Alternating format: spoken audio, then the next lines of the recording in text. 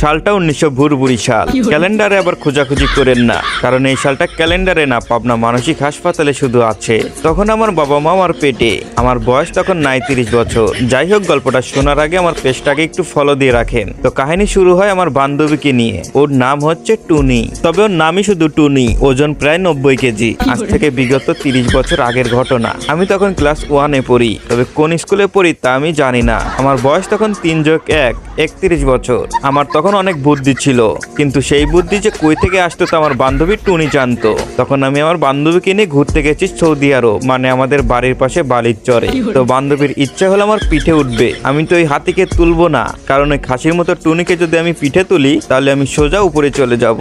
তো আমি বললাম, পিঠে উঠিস না, আগে আমার কথা শোন। তুই যদি 5টা পুশ আপ দিতে পারিস তাহলে তোর সব কথা শুনবো আমি। তো বলদ তো আমার পিঠে উঠবেই উঠবে। তো বলদ কি করে একটু শোনেন। টুনি তো পুশ আপ দেওয়া শুরু করে, তবে 2টা দেওয়ার সাথে সাথে ওর হাত 2টা বালির ভিতর ঢুকে গেল। এ তো আচ্ছা বিপদ।